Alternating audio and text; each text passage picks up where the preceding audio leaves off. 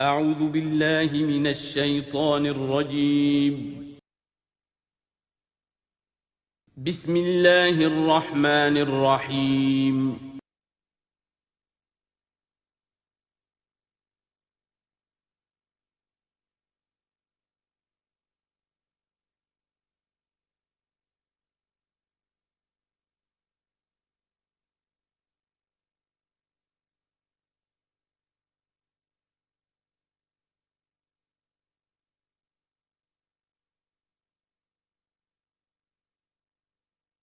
الحمدللہ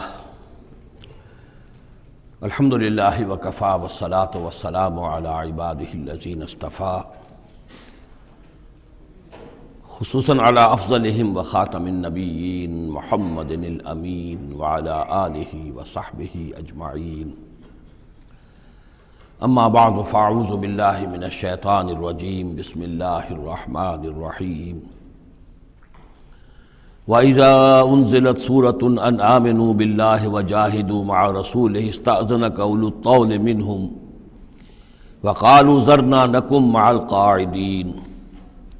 رَضُوا بِأَنْ يَكُونُوا مَعَ الْخَوَالِفِ وَطُبِعَ عَلَى قُلُوبِهِمْ فَهُمْ لَا يَفْقَهُونَ صدق اللہ العظیم۔ سورہ توبہ میں ابھی یہی منافقین کا بیان چل رہا ہے، اور جب کوئی صورت نازل ہوتی ہے کہ ایمان لاؤ اللہ پر اور جہاد کرو اس کے رسول کے ساتھ مل کر، استأذنک اولو الطول منہم، تو ان میں سے جو مقدرت والے ہیں، دولت والے ہیں، وسائل رکھنے والے ہیں، وہ بھی آپ سے آ کر رخصت مانگتے ہیں۔ وقالوا ذرنا نکن مع القاعدین، اور کہتے ہیں کہ ہمیں چھوڑ دیجئے، رہنے دیجئے، ایگزمپٹ کر دیجئے، ہم یہیں بیٹھ رہنے والوں میں شامل ہو جائیں۔ رضوا بأن یکونوا مع الخوالف، وہ اس پر راضی ہو گئے کہ پیچھے رہنے والی عورتوں میں شامل کر دیے جائیں، یعنی جنگ کرنا مردوں کا کام ہے، اور خواتین کو چونکہ پیچھے بچے اور خواتین ظاہر بات ہے کہ گھروں میں رہ جانے والے تھے، تو انہوں نے اپنے لیے یہ مقام پسند کیا، یہ ایک طرح کا ان پر طنز ہے۔ رضوا بأن یکونوا مع الخوالف وطبع علی قلوبہم فہم لا یفقہون، تو ان کے دلوں پر مہر کر دی گئی اور اب وہ سمجھ نہیں سکتے۔ لیکن الرسول والذین آمنوا معہ، اس کے برعکس اللہ کے رسول صلی اللہ علیہ وسلم اور جو لوگ ان کے ساتھ ایمان لائے، جاہدوا باموالہم وانفسہم، انہوں نے جہاد کیا اللہ کی راہ میں، اپنے اموال سے بھی، اپنی جانوں سے بھی۔ وَأُولَٰئِکَ لَهُمُ الْخَيْرَاتُ، یہ وہ لوگ ہیں جن کے لیے بھلائیاں ہیں، خوبیاں ہیں، نیکیاں ہیں، اچھا اجر ہے۔ وَأُولَٰئِکَ هُمُ الْمُفْلِحُونَ، اور یقیناً یہی لوگ ہیں فلاح پانے والے، آخری منزل مراد کو پا لینے والے۔ فلاح کے لفظ پر انشاءاللہ تفصیلی گفتگو جو ہے وہ سورہ مومنون کے شروع میں ہوگی۔ یہ ایک بڑی اہم اصطلاح ہے قرآن کی، میں نے اب تک اس کا ترجمہ بس اسی طریقے سے اسی لفظ کے ساتھ کیا ہے۔ اعد اللہ لہم جنات تجری من تحتہا الانہار خالدین فیہا، اللہ تعالیٰ نے ان کے لیے ان باغات کو تیار کیا ہے جن کے دامن میں یا جن کے نیچے ندیاں بہتی ہوں گی، جن میں وہ ہمیشہ ہمیش رہیں گے۔ ذالک الفوز العظیم، اور یہ بہت بڑی کامیابی ہے۔ وجاء المعذرون من الاعراب لیؤذن لہم، اور آئے آپ کے پاس بہانے بنانے والے بدو بھی، مدینے کے لوگوں کا تذکرہ ہو رہا تھا، اب ظاہر بات ہے یہ نفیر عام تھی، اعلان عام تھا، تو اب جو بھی آس پاس تھے، جو دیہات میں رہنے والے مسلمان تھے، ان پر بھی یہ حکم جو ہے عائد تھا، تو ان میں سے بھی لوگ آئے اور رخصت طلب کرنے لگے۔ جاء المعذرون من الاعراب، اعراب اعرابیون کی جمع ہے، وہ جو لوگ بادیہ نشین بدو، لیؤذن لہم، کہ انہیں بھی اجازت دے دی جائے، انہیں بھی رخصت دے دی جائے۔ وقعد الذین کذبوا اللہ ورسولہ، اور بیٹھ رہے وہ لوگ جنہوں نے کہ جھوٹ کہا تھا اللہ سے اور اس کے رسول سے، وعدے جو کیے تھے وہ جھوٹ نکلے، یا یہ کہ جو عذر کر رہے وہ جھوٹا ہے۔ سیصیب الذین کفروا منہم عذاب علیم، ان قریب ان میں سے جو لوگ کفر پر اڑ جائیں گے، یا جو لوگ فی الواقع کفر کی حد کو پہنچ گئے ہیں، ان کے لیے دردناک عذاب ہے۔ لیس علی الضعفاء، کمزوروں کا معاملہ یہ نہیں ہے، ان پر کوئی ذمہ داری نہیں ہے، کوئی ملامت نہیں ہے، ضعیف ہوں، ولا علی المرضى، نہ ہی بیماروں پر، ولا علی الذین لا یجدون ما ينفقون، نہ ہی ان پر کہ جن کے پاس کچھ خرچ کرنے کے لیے نہیں ہے۔ آخر اتنا لمبا سفر کرنا ہے، تبوک تک جانا ہے، کوئی سواری چاہیے، 4 آدمیوں پر ایک اونٹ ہو، کچھ تو ہو، کہیں تو کچھ نہ کچھ تو ان کو سہارا ملے، ان کے پاس سامان نہیں ہے، پیسہ نہیں ہے۔ لا یجدون ما ينفقون، تو جو لوگ اپنے پاس کوئی اس کی مقدرت نہیں رکھتے اور ساز و سامان نہیں رکھتے تو ان پر حرج نہیں ہے۔ لیس علی الضعفاء حرج، یہ لیسا کے بعد جو ہے حرج یہاں آیا ہے، ان پر کوئی گناہ نہیں ہے، کوئی الزام نہیں ہے، کوئی ملامت نہیں ہے۔ اذا نصحوا للہ ورسولہ، جب کہ وہ اللہ اور اس کے رسول کے ساتھ مخلص ہوں، دل میں اخلاص ہے، لیکن یہ کہ مجبوری فی الواقع ہے، کوئی ضعیف ہے، بہت بوڑھا ہے، کوئی بیمار ہے، کوئی بالکل یعنی بغیر کسی وسائل کے ہے۔ ما علی المحسنین من سبیل، ایسے جو محسن لوگ ہیں، جو جن کا دین جو ہے وہ یعنی درجہ احسان کو پہنچا ہوا ہو، ان کے لیے کوئی ملامت نہیں، ان کے اوپر کوئی گرفت نہیں۔ واللہ غفور الرحیم، اور اللہ غفور الرحیم ہے۔ ولا علی الذین اذا ما اتوک لتحملہم، اور نہ ہی ان پر کوئی الزام ہے یا ان پر کوئی گناہ ہے کہ جو آئے آپ کے پاس، جب آئے کہ آپ ان کے لیے سواری کا انتظام کر دیں، لتحملہم، قلتا، تو اے نبی آپ نے فرمایا، لا اجد ما احملکم علیہ، نہیں میرے پاس بھی کوئی سواری کا بندوبست نہیں ہے، میں نہیں پاتا کوئی چیز جس پر کہ آپ کو سوار کر سکوں۔ تولوا، تو مجبوراً وہ لوٹ گئے، واعینہم تفیض من الدمع، اور ان کے آنکھوں سے آنسو جاری تھے، حزناً، اس حزن کی وجہ سے، اس رنج اور غم کی وجہ سے، اللہ یجدوا ما ينفقون، کہ ان کے پاس نہیں ہے جسے وہ خود خرچ کر سکیں اور اپنے لیے کسی سواری کا بندوبست کر سکیں۔ ایک طرف یہ جذبہ ہے، چاہتے ہیں، جانا چاہتے ہیں، لیکن مجبوری ہے، اس مجبوری کی بنا پر بھی اگر وہ رک رہے ہیں تو ان کو صدمہ ہے، افسوس ہے، رو رہے ہیں۔ دوسری طرف وہ ہیں جو اولو طول ہیں، ان کے پاس سب کچھ موجود ہے، وسائل و ذرائع ہیں، لیکن جانے کو تیار نہیں۔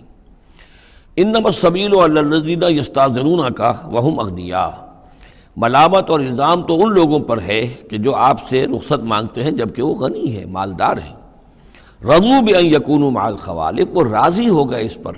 کہ وہ پیچھے رہنے والی خواتین ہی کے ساتھ ہو جائیں۔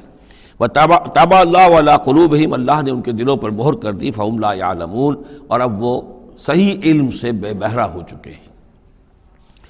یعتذرون الیکم اذا رجعتم الیہم،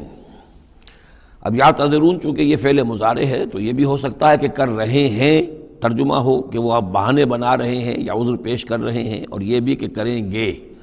تو اس اعتبار سے یہ آیات یہ بھی ممکن ہے کہ اثناء سفر میں، واپسی کا جو سفر ہے تبوک سے، اس میں نازل ہوئی ہوں، اور یہاں پھر ہم مستقبل کے حوالے سے اس کا ترجمہ کریں گے، اور یہ بھی ہو سکتا ہے کہ مدینے واپس تشریف لانے کے بعد یہ آیات نازل ہوئی ہوں، تو اب حال میں اس کا ترجمہ ہوگا۔ بہانے بنائیں گے وہ لوگ کہ جن کی طرف کہ تم جاؤ گے لوٹ کر، یا بہانے بنا رہے ہیں تمہارے پاس آ کر وہ لوگ کہ جن کے پاس تم آ گئے ہو لوٹ کر، یہ دونوں ترجمے ممکن ہیں۔ قل لا تعتذروا، کہہ دیجئے یا کہہ دیجئے گا کہ اب بہانے مت بناؤ، کوئی عذر مت تراشو، کوئی لیم ایکسکیوزز پیش نہ کرو، لن نؤمن لکم، اب ہم تمہاری بات نہیں مانیں گے۔ قد نبأنا اللہ من اخبارکم، اللہ تعالیٰ نے ہمیں تمہاری خبروں سے پورے طور پر مطلع کر دیا ہے۔ پہلے تو معاملہ یہ تھا تبوک پر جانے سے قبل حضور کا معاملہ کہ وہ اپنی شرافت اور اپنی مروت کے اندر جس نے آ کر جو بات کہی تسلیم کر لی۔ اب چونکہ اس دوران میں یہ ساری آیات اتر چکی ہیں اور اللہ تعالیٰ نے جو کچھ ان کے اندر تھا چھپا ہوا وہ بھی کھول کر بیان کر دیا ہے، تو کہہ دیا گیا کہ اب آپ ڈنکے کی چوٹ کہہ دیجئے، لن نؤمن لکم، اب ہم تمہاری بات نہیں مانیں گے۔ قد نبأنا اللہ من اخبارکم، اللہ تعالیٰ نے تمہاری اخبار پر، تمہاری خبروں پر، تمہاری کیفیات پر ہمیں مطلع کر دیا ہے۔ وَسَيَرَ اللَّهُ عَمَلَكُمْ وَرَسُولُهُ، اب عنقریب مستقبل میں اللہ تعالیٰ تمہارے عمل کو دیکھے گا اور اس کا رسول بھی دیکھیں گے صلی اللہ علیہ وسلم، یعنی آئندہ اب تمہارا کیا ایٹیچیوڈ رہتا ہے۔ ثُمَّ تُرَدُّونَ إِلَىٰ عَالِمِ الْغَیْبِ وَالشَّہَادَةِ، پھر تمہیں لوٹا دیا جائے گا اس ہستی کی طرف جو کھلے اور چھپے کی جاننے والی ہے۔ فَيُنَبِّئُكُم بِمَا كُنتُمْ تَعْمَلُونَ، تو پھر وہ تمہیں جتلا دے گا جو کچھ کہ تم کرتے رہے تھے۔ سَيَحْلِفُونَ بِاللَّهِ لَكُمْ إِذَا انقلبتم، یہ یقیناً قسمیں کھا کھا کر، حلف اٹھا کر اللہ کا کہیں گے جب کہ تم ان کی طرف لوٹ جاؤ گے یا آ گئے ہو، الیہم لتعرضوا عنہم، تاکہ آپ اعراض کریں، تاکہ مسلمانوں ان کو چھوڑ دیں، ان سے کوئی باس پرس نہ کریں، انہیں کوئی صدا نہ دیں، اعراض کریں۔ فاعرضوا عنہم، ٹھیک ہے ان سے اعراض کرو، ان سے آپ توجہ جو ہے پھیر لیجئے۔ انہم رجس، یقیناً یہ لوگ ناپاک ہیں۔ وماواہم جہنم، اور ان کا ٹھکانہ آگ ہے۔ جزاء بما کانوا یکسبون، بدلہ اس کا جو یہ کمائی انہوں نے کی ہے۔ یحلفون لکم لترضوا عنہم، یہ جو قسمیں کھا رہے ہیں مسلمانوں تمہارے پاس آ کر، اس لیے تاکہ تمہیں راضی کر لیں، تم ان سے راضی ہو جاؤ۔ اس لیے کہ ظاہر بات ہے کہ ایک معاشرہ تھا، مدینے میں رہتے تھے، ان کے بھائی بند تھے، ان کے دوست تھے، احباب تھے، اوس اور خزرج کے اندر رشتہ داریاں تھیں، تو اب بالکل آؤٹ کاسٹ ہو جانا معاشرے میں، تو ظاہر بات ہے کہ وہ پھر کوشش کرتے تھے کہ سارے مسلمان ہم سے بدظن نہ ہو جائیں، سب لوگ جو ہیں بدگمان ہو جائیں، تو ہم تو آؤٹ کاسٹ ہو جائیں گے، گویا کہ معاشرے میں اچھوت ہو جائیں گے۔ تو وہ آ کے لوگوں سے ملاقاتیں کر کر کے پھر ان کو بتاتے تھے کہ نہیں، ہمارا تو یہ عذر تھا، یہ مجبوری تھی، ہماری نیتوں پر شک نہ کرو۔ یحلفون لکم لترضوا عنہم، اے مسلمانوں یہ تمہارے سامنے قسمیں کھا کھا کر اپنے خلوص کا جو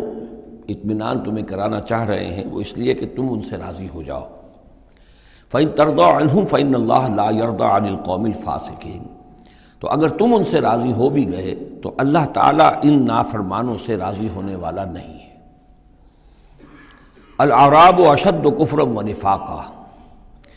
بدو لوگ جو ہیں دیہاتی بادیہ نشین، وہ کفر اور نفاق میں اور بھی زیادہ سخت ہیں۔ وَأَجْدَرُ أَن لَّا يَعْلَمُوا حُدُودَ مَا أَنزَلَ اللَّهُ عَلَيْهِ عَلَىٰ رَسُولِهِ، اور زیادہ لائق ہیں اس کے کہ ناواقف ہوں اس چیز کی حدود سے اور اس چیز کی تفاصیل سے کہ جو اللہ تعالیٰ نے اپنے رسول پر نازل فرمائی۔ یعنی مدینے والے تو پھر بھی حضور کی صحبت سے فیض یاب ہوتے ہیں، مختلف مواقع پر انہیں تعلیم کا سلسلہ حاصل ہے، جمعے کے خطبے ہوتے ہیں، حضور کا نصیحت کا معاملہ چلتا رہتا ہے۔ تو ظاہر بات ہے کہ جو لوگ ان چیزوں سے بھی محروم ہیں، بادیہ نشین ہیں، شاذ کبھی کوئی آیا مدینے میں تو حضور سے کی صحبت سے فیض یاب ہو گیا، لہذا فطری طور پر، معقول اور منطقی طور پر کفر اور شرک، کفر اور نفاق ان میں جو ہے وہ شدید تر ہے۔ واللہ علیم الحکیم، اور اللہ تعالیٰ سب کچھ جاننے والا اور کمال حکمت والا ہے۔ ومن الاعراب، اور ان بدوؤں میں سے وہ بھی ہیں، من یتخذ ما ينفق مغرما، کہ جو کچھ انہیں خرچ کرنا پڑتا ہے اسے وہ تاوان سمجھتے ہیں، یعنی زکوٰۃ ہے، عشر ہے، جو بھی اب ان کے اوپر عائد ہو گیا ہے، جو محصولات ہیں اسلامی نظام کے، اب یہ چونکہ ان کو دینے پڑ رہے ہیں، پہلے تو کوئی نظام ایسا تھا نہیں، تو یہ ان کو ایسے محسوس کرتے جیسے کوئی تاوان ہو۔ وَيَتَرَبَّصُ بِكُمُ الدَّوَائِرَ، اور وہ منتظر ہیں کہ کوئی گردش زمانہ آئے اور یہ جو حکومت قائم ہوئی ہے مدینے میں، جس کی وجہ سے ہمیں یہ سب کچھ کرنا پڑ رہا ہے، کوئی اس کے اندر تبدیلی پیدا ہو جائے، وہ حکومت ختم ہو جائے۔ علیہم دائرۃ السوء، اصل میں بری گردش خود ان کے اوپر مسلط ہے، یعنی جو منافقت ہے جو ان کے دلوں کے اندر، وہ ہے اصل برائی کے جو ان پر مسلط ہے۔ واللہ سمیع علیم، اور اللہ سب کچھ سننے والا اور جاننے والا ہے۔ وَمِنَ الْأَعْرَابِ مَن يُؤْمِنُ بِاللَّهِ وَالْيَوْمِ الْآخِرِ، اور اعراب سب کے سب ویسے نہیں ہیں، بلکہ ان میں سے ایسے بھی ہیں۔ من الاعراب، انہی بدوؤں میں وہ بھی ہیں، من یؤمن باللہ والیوم الآخر، جو ایمان رکھتے ہیں اللہ پر، یوم آخر پر، ویتخذ ما ینفق، اور جو چیز بھی وہ خرچ کرتے ہیں اللہ کی راہ میں اس کو سمجھتے ہیں قربات عند اللہ، کہ اللہ تعالیٰ کے قرب کا ذریعہ ہوگا، تقرب الی اللہ کا ذریعہ بن جائے گا، ہمارا یہ صدقہ، ہمارا یہ خیرات، ہمارا یہ دین کے لیے انفاق جو ہے، یہ اللہ تعالیٰ سے ہمیں قرب عطا کرے گا۔ وصلوات الرسول، اور رسول صلی اللہ علیہ وسلم کی طرف سے عنایتیں ہوں گی اور ان کی دعائیں ہمارے شامل حال ہو جائیں گی۔ گویا کہ صاحب ایمان بھی تھے ان بدوؤں میں، سب کے سب منافق ہی نہیں تھے۔ الا انہا قربۃ لہم، آگاہ ہو جاؤ، ہاں ان کا یہ انفاق، اللہ کی راہ میں خرچ کرنا، یقیناً ان کے لیے باعث تقرب ہے اللہ کے لیے، اللہ کے نزدیک۔ سیدخلہم اللہ فی رحمتہ، ان قریب اللہ تعالیٰ انہیں اپنی رحمت میں داخل کرے گا۔ ان اللہ غفور الرحیم، یقیناً اللہ تعالیٰ معاف فرمانے والا، رحم فرمانے والا ہے۔ اب جو مضمون آ رہا ہے 13ویں رکوع میں، اس میں کیٹیگرائز کیا جا رہا ہے کہ اہل ایمان جو تھے اس وقت، یا یوں سمجھیے کہ جو مسلمان تھے، ان میں کیا حفظ مراتب کا معاملہ کیا تھا۔ ظاہر بات ہے کہ تمام اہل ایمان ایک درجے کے تو نہیں تھے، خدا پنج انگشت یکساں نہ کرد، نہ ہر زن زنستو، نہ ہر مرد مرد، نہ تمام مومن ایک جیسے تھے، نہ تمام منافق ایک جیسے تھے، نہ تمام کمزور لوگ ایک جیسے تھے۔ تو یہ بھی بڑی یوں سمجھیے کہ حکمت قرآنی کا ایک اہم موضوع ہے، اس لیے کہ آئندہ بھی جب بھی کبھی کسی مسلمان معاشرے میں کوئی دینی تحریک اٹھے گی، ظاہر بات ہے جیسا کہ میں نے عرض کیا ہے، انسانی فطرت میں تو کوئی تبدیلی نہیں ہوئی ہے، اسی طرح کے صورتحال پیش آئے گی، تو اس کی پہچان کے لیے لوگوں کے درمیان درجہ بندی کا ایک فہم اور تفقع حاصل کرنے کے لیے یہ آیات جو ہیں یہ بہت ہی اہم ہیں۔ والسابقون الاولون من المہاجرین والانصار، اور پہلے پہل سبقت کرنے والے مہاجرین میں سے اور انصار میں سے، والذین اتبعوہم بإحسان، اور وہ لوگ جنہوں نے ان کی پیروی کی بھلائی کے ساتھ، نیکی کے ساتھ، رضی اللہ عنہم ورضوا عنہ، اللہ ان سے راضی ہو گیا اور وہ اس سے راضی ہو گئے، وعد لہم جنات تجری تحتها الانہار خالدین فیہا ابدا، ان کے نیچے ندیاں بہتی ہوں گی، اللہ نے وہ باغات تیار کر دیے ہیں ان کے لیے جن کے نیچے ندیاں بہتی ہوں گی، اس میں وہ ہمیشہ ہمیشہ رہیں گے، ذالک الفوز العظیم، یہی ہے بہت بڑی کامیابی۔ اب یہ ٹاپ کی ہیں، دو درجے ہیں، دو مراتب ہیں۔ جیسے ایک مرتبہ ہم دیکھ چکے سورہ نساء میں انبیاء، صدیقین، شہداء، صالحین، یہ گویا کہ ایک خاص اعتبار سے، اب اس کی تفاصیل میں جانے کا یہ موقع نہیں ہے، یہ مختلف اعتبارات سے درجہ بندی ہوتی ہے۔ ایک یہ درجہ بندی ہمارے سامنے آ رہی ہے کہ ٹاپ کے دو جو ہیں ان کے لیے الفاظ آئیں السابقون الاولون اور والذین اتبعوہم بإحسان، یہ وہ لوگ ہیں نیک سرشت اور جن کی فطرتیں سلیمہ اور جن کی عقل سلیم تھی، لیکن ان میں بھی دو درجے تھے۔ ایک درجہ وہ تھا کہ جن میں اتنی ہمت بھی ہوتی ہے کہ جیسے ہی حق سامنے آئے فوراً قبول کر لیں اور بالکل دائیں بائیں نہ دیکھیں کہ اس سے پھر کیا لازم آئے گا، کیا چھوڑنا پڑے گا، کیا کرنا پڑے گا، بلکہ یہ کہ بس ان کے لیے حق جو ہے وہ اتنی بڑی قیمتی شے ہے کہ اس کے مل جانے کے بعد ہر چہ بعد آباد، اب ہر جو ہونا ہے وہ ہو جائے۔ وہ تاخیر نہیں کرتے، دیر نہیں کرتے، ان میں ہمت ہوتی ہے۔ وہ یہ نہیں دیکھتے کہ اس پگڈنڈی پہ چلنے والے تو کوئی ہے ہی نہیں،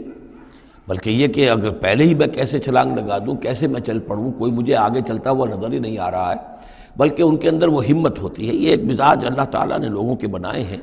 جیسا کہ حضور نے فرمایا الناس کالمعادن، جیسے معدنیات ہیں۔ اب سونے کی اور جو ہے اس کو صاف کریں گے تو سونا بنے گا، چاندی کی اور کو کتنا ہی صاف کر دیں سونا تو نہیں بنے گا، وہ چاندی ہی بنے گی۔ تانبے کی اور ہے، کتنا ہی آپ اس پر محنت کر لیں، وہ آپ اچھے سے اچھا تانبا اس میں سے نکال لیجئے، لیکن یہ کہ ظاہر بات ہے کہ وہ سونا تو نہیں بنے گا۔ اسی طرح الناس کالمعادن، لوگوں کا معاملہ بھی یہ ہے کہ ان کی بھی اللہ تعالیٰ کی طرف سے جو ان کی طبائع بنائی گئی ہیں جس طرح کی، ان کے اندر فرق و تفاوت ہے۔ تو کچھ لوگ وہ ہیں السابقون الاولون، فوراً حق کو قبول کرنا، بے خطر کود پڑنا، بے خطر کود پڑا آتش نمرود میں عشق، عقل ہے محو تماشائے لب بام ابھی۔ کچھ دوسرے لوگ ہوتے ہیں سلیم الفطرت بھی ہیں اور ان کو بھی بات سمجھ میں آ گئی ہے، لیکن ہمت میں تھوڑے سے کم ہوتے ہیں۔ پہلے ذرا کچھ لوگ آگے چل کے معلوم ہو جائے کہ ایک دو آدمی آگے بھی جا رہے ہیں تو آج راستہ ہوگا، یہ آخر جو چل رہے ہیں یہ لوگ، اگر انہوں نے ہمت کر لی ہے تو چلو ہم بھی ہمت کریں۔ تو والذین اتبعوہم بإحسان، جو ان کے پیچھے چلے، ان کا اتباع کیا، لیکن کیا نیک نیتی سے، اس میں کوئی خلل نہیں، کوئی فساد نہیں، وہ بات باقی ساری ٹھیک ہے، بس تھوڑی سی اس کو کہنا چاہیے کہ جس کو ہمت کہا جائے، وہ ہمت کے اندر جو ہے ہمت مرداں، وہ اس کے اندر کوئی کمی ہے۔ لیکن ان دونوں کو بریکٹ کر لیا ہے، السابقون والسابقون الاولون من المہاجرین والانصار۔ اچھا یہ بھی نوٹ کر لیجئے کہ انصار تو ایمان لائیں 10-11 سال کے بعد۔ اب ظاہر بات ہے کہ متبعین بإحسان جو مہاجرین کے ہیں وہ زمانی اعتبار سے انصار سے پہلے ایمان لائے ہیں، لیکن مزاج کا معاملہ ہوتا ہے۔ انصار میں سے بھی بعض وہ تھے فوری طور پر انہوں نے قبول کیا اور اسی طرح کیا، یکسو ہو گئے، ہر چہ بعد آباد کشتی درآب انداختے۔ تو یہ مزاج کی بات ہے، اس کا زمانے سے تعلق نہیں ہے، یہ مزاج کی بات ہے کسی بھی وقت، اور آئندہ بھی ہمیشہ ایسا رہے گا۔ کچھ لوگ ایسے ہوں گے کہ جو حق کو قبول کرتے ہیں اور پھر قطعاً نہیں پرواہ کرتے، دائیں بائیں نہیں دیکھتے، کوئی آ رہا ہے یا نہیں آ رہا، کوئی ساتھ دے رہا ہے یا نہیں دے رہا ہے، کچھ نہیں، کوئی خطرات ہیں، کوئی مشکلات ہیں، کوئی مصائب آئیں گے، ہر چہ بعد آباد۔ کچھ لوگ ہیں جو ذرا دائیں بائیں دیکھ کر تھوڑا سا چلتے ہیں، ان کی ہمت جو ہے اتنی نہیں ہوتی۔ والسابقون الاولون من المہاجرین والانصار والذین اتبعوہم بإحسان رضی اللہ عنہم ورضوا عنہ وعد لہم جنات تجری تحت الانہار خالدین فیہا ابدا ذالک الفوز العظیم۔ وَمِمَّنْ حَوْلَكُمْ مِنَ الْأَعْرَابِ مُنَافِقُونَ۔ اب یہ ایک طرف تو یہ ٹاپ کے دو اور ایک اب بالکل نیچے جا کر، اور جو لوگ تمہارے آس پاس آباد ہیں، جو بدوؤں میں، جو بادیہ نشین ہیں، ان میں منافق ہیں۔ وَمِنْ أَهْلِ الْمَدِينَةِ، اور نہ صرف ان میں ہیں، اہل مدینہ میں بھی ہیں۔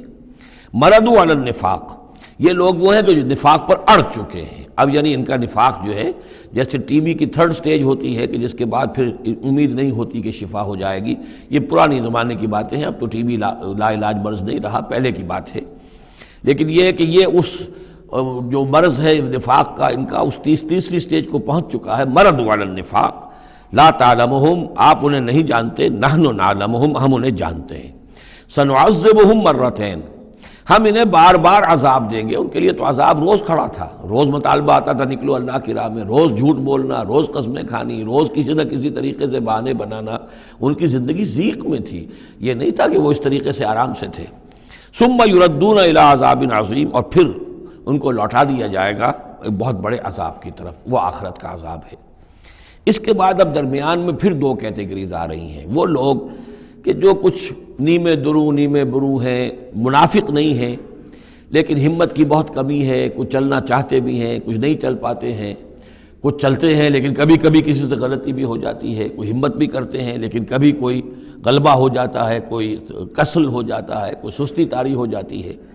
اب ان کی کیٹیگری آ رہی ہے، لیکن ان کو بھی دو حصوں میں تقسیم کریں گے۔ وَآخَرُونَ اعْتَرَفُوا بِذُنُوبِهِمْ اور کچھ لوگ اور ہیں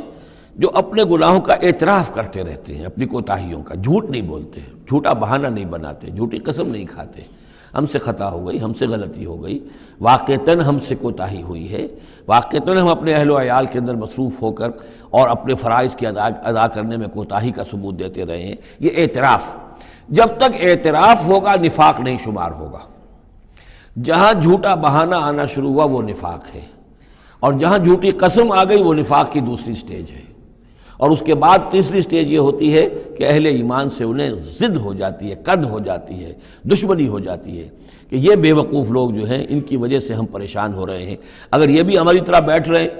تو ہمیں بھی کوئی پوچھے نہیں اور کوئی ہمارے اوپر بھی کوئی عتاب نہ آئے۔ یہ چونکہ فوراً وہ تو جیسے ہی آواز آئی اور یہ چل پڑتے ہیں، لہذا بجائے اس کے کہ ان کے بارے میں اچھے احساسات و جذبات ہوں کہ چلیے اللہ ان کو توفیق دے رہا ہے، بلکہ ان سے ایک دشمنی اور ایک ان کے دلوں کے اندر عداوت پیدا ہو جاتی ہے، وہ ہے نفاق۔ یہ اور کیٹیگری ہے کہ جو نفاق سب سے نیچے کر لیجئے اور سب سے اوپر وہ دو ہیں، والسابقون الاولون من المہاجرین والانصار والذین اتبعوہم بإحسان۔ اب ان کے درمیان میں یہ دو سٹیجز ہیں۔ وآخرون اعترفوا بذنوبہم اور کچھ لوگ اور ہیں جنہوں نے اپنی کوتاہیوں کا، اپنی تقصیر کا اعتراف کیا۔ خلطوا عملا صالحا وآخر سیئا، انہوں نے کچھ گڈمٹ کیا ہوا ہے، نیک کام بھی کرتے ہیں، اثار بھی کرتے ہیں، انفاق بھی کرتے ہیں، لیکن یہ کہ کبھی کوئی غلط کام بھی کر بیٹھتے ہیں، کوئی بری حرکت بھی سرزد ہو جاتی ہے۔ عسى اللہ ان یتوب علیہم، اللہ تعالیٰ امید دلاتا ہے کہ اللہ تعالیٰ ان کی توبہ کو قبول فرمائے گا اور ان کی توبہ جو ہے ان کو توبہ کی توفیق دے گا۔ ان اللہ غفور الرحیم، یقیناً اللہ تعالیٰ غفور اور رحیم ہے۔ اس میں شان نزول کے اعتبار سے ایک روایت بھی ہے، حضرت ابو لبابہ تھے رضی اللہ تعالیٰ عنہ اور ان کے کچھ ساتھی تھے، ان سے غزوہ تبوک کے موقع پر یہ کوتاہی ہو گئی کہ کسل کی وجہ سے اور مال اور دنیا میں اپنے مصروفیات اور مشاغل کی وجہ سے نہیں جا سکے، لیکن یہ ہے کہ ان کو شدید فوراً ہی احساس ہو گیا کہ ان سے تو بہت بڑی غلطی ہوئی ہے، بڑی خطا ہو گئی ہے، بڑی کوتاہی ہوئی ہے، اور اس احساس کی وجہ سے اس درجے ان کو اندر جو ہے ندامت کے جذبات پیدا ہوئے کہ انہوں نے اپنے آپ کو مسجد نبوی کے ستونوں سے باندھ لیا کہ اب حضور ہی آئیں گے اور اگر اعلان فرمائیں گے کہ ہماری توبہ قبول کر لی ہے اللہ تعالیٰ نے اور اپنے دست مبارک سے ہمیں کھولیں گے تب ہم یہاں سے آزاد ہوں گے، ورنہ ہم یہیں پر اپنی جانیں دے دیں گے، اپنے آپ کو باندھے رکھیں گے ان ستونوں کے ساتھ۔ پھر حضور واپس تشریف لائے ہیں اور یہ آیات جب نازل ہوئیں، عسى اللہ ان یتوب علیہم، اللہ تعالیٰ ان قریب یا اللہ توقع ہے اللہ ان کی توبہ قبول فرمائے گا، تب حضور نے آ کر انہیں کھولا اور انہیں یہ خوشخبری دی کہ ان کی توبہ جو ہے اللہ نے قبول کر لی ہے۔ یہ وہی بات ہے جو سورہ نساء میں بھی ہم پڑھ چکے ہیں، ثم یتوبون من قریب، وہ لوگ انما التوبۃ علی اللہ للذین یعملون السوء بجہالۃ ثم یتوبون من قریب، فوری طور پر جو ہے انسان کے اندر وہ ایمانی جذبات جو ہیں دوبارہ عود کر آئیں اور وہ فوراً توبہ کرے، تو ایسی توبہ کا قبول کرنا جو ہے اللہ تعالیٰ نے گویا کہ اپنے ذمے واجب ٹھہرایا ہوا ہے۔ البتہ یہ کہ پھر ان کے بارے میں خاص طور پر یہ حکم ہوا خذ من اموالہم صدقۃ، روایت میں تو یہ آتا ہے کہ وہ خود بھی لے کر آئے تھے مال کہ یہ اللہ تعالیٰ کے جو ہماری توبہ قبول کی ہے تو ہم یہ اس کے شکرانے کے طور پر اللہ کی راہ میں یہ مال پیش کرتے ہیں اپنا، لیکن یہ کہ یہ قاعدہ کلیہ بھی ہے کہ خذ من اموالہم صدقۃ، جہاں تک منافقین کا معاملہ تھا روک دیا گیا، ان کے اب آپ صدقات قبول نہ کیجئے، اب ان کے نفقات اللہ کے ہاں قبول نہیں ہوں گے، لیکن یہ چونکہ ضعفاء ہیں، یہ کمزور ہیں، یہ منافق نہیں ہیں مخلص، کمزور مخلص ہیں، لہذا ان کے لیے کہ ان کے اموال میں سے صدقہ آپ قبول فرما لیجئے۔ خذ من اموالہم صدقۃ تطہرہم وتزکیہم بہا، اس طرح ان کے مال سے صدقہ قبول کرنے کا نتیجہ یہ نکلے گا کہ آپ ان کو پاک کریں گے اور تزکیہ کریں گے ان کا اس صدقے کے ذریعے سے۔ وصلی علیہم، ان کے لیے دعائیں کیجئے، ان صلاتک سکن لہم، یقیناً نبی آپ کی دعا جو ہے ان کے حق میں وہ بہت ہی سکون بخش ہے کہ انہیں یہ خیال ہو کہ ہم سے جو خطا ہوئی تھی ہم نے بھی استغفار کیا، توبہ کی ہے، اور اللہ کے رسول بھی ہمارے لیے دعا کر رہے ہیں۔ واللہ سمیع علیم، اور اللہ سب کچھ سننے والا اور جاننے والا ہے۔ الم یعلموا ان اللہ هو یقبل التوبۃ عن عبادہ، کیا وہ نہیں جانتے کہ اللہ تعالیٰ اپنے بندوں کی توبہ قبول فرماتا ہے؟ ویاخذ الصدقات، اللہ تعالیٰ بندوں کے صدقات قبول کرتا ہے، یعنی اللہ کا احسان ہے۔ صدقہ وہ شے ہے، خیرات وہ شے ہے حضور نے اپنے اوپر حرام کی، اپنی اولاد پر حرام کی ہے۔ اللہ تعالیٰ کی وہ شان ہے، وہ الغنی ہے، لیکن وہ کہتا میں تو قبول کرتا ہوں، میرے دین کے لیے تم خرچ کرتے ہو، میرے لیے میری رضا جوئی کے لیے خرچ کرتے ہو، تو میں تو تمہارے صدقات کو قبول کرتا ہوں۔ فرمایا کہ الم یعلموا ان اللہ هو یقبل التوبۃ عن عبادہ ویاخذ الصدقات، وہ صدقات قبول فرما لیتا ہے، وان اللہ هو التواب الرحیم، اور وہ تو بہت ہی توبہ کا قبول فرمانے والا اور بہت رحم فرمانے والا ہے۔ وقل اعملوا، لیکن ساتھ ہی آپ ان کو، وہی جو کمزور لوگ تھے، کہہ دیجئے، یہ بھی کہہ دیجئے اعملوا، اب دیکھو عمل کرو، اب محنت کرو، اثر نو کمر کسو، پہلے سے بڑھ کر افسر فروشی اور جاں فشانی ہونی چاہیے۔ فَسَيَرَى اللَّهُ عَمَلَكُمْ وَرَسُولُهُ، تو آئندہ اللہ بھی اور اس کے رسول بھی تمہارے عمل کو دیکھیں گے، تمہارا رویہ کیا رہتا ہے، تم نے کتنی اصلاح کی ہے، دوبارہ تو نہیں پھر تمہارا قدم پھسل رہا ہے۔ والمومنون، اور اہل ایمان بھی دیکھیں گے۔ وَسَتُرَدُّونَ إِلَىٰ عَالِمِ الْغَيْبِ وَالشَّهَادَةِ، اور پھر وہ وقت آ جائے گا جب تمہیں لوٹا دیا جائے گا اس کی طرف کہ جو کھلے اور چھپے سب چیز کا جاننے والا ہے۔ فَيُنَبِّئُكُم بِمَا كُنتُمْ تَعْمَلُونَ، اور پھر وہ تمہیں بتا دے گا جو کچھ کہ تم کرتے رہے تھے، تمہارے سارے اعمال سامنے آئیں گے۔ فَمَن يَعْمَلْ مِثْقَالَ ذَرَّةٍ خَيْرًا يَرَهُ وَمَن يَعْمَلْ مِثْقَالَ ذَرَّةٍ شَرًّا يَرَهُ، اس کے بعد تو دودھ کا دودھ پانی کا پانی ہو ہی جانا ہے۔ وَآخَرُونَ مُرْجَوْنَ لِأَمْرِ اللَّهِ، اب یہ اس ضعفاء میں سے ایک سیکنڈ کیٹیگری ہے۔ یہ سیکنڈ کیٹیگری وہ ہے کہ جو اس میں 3 اصحاب ہیں، اور ان میں خاص طور پر کعب ابن مالک رضی اللہ تعالیٰ عنہ کا انصاری صحابی، ان کی طویل ترین حدیث جو ہے بخاری شریف میں آئی ہے، جنہوں نے سارا یہ واقعہ درج کیا ہے۔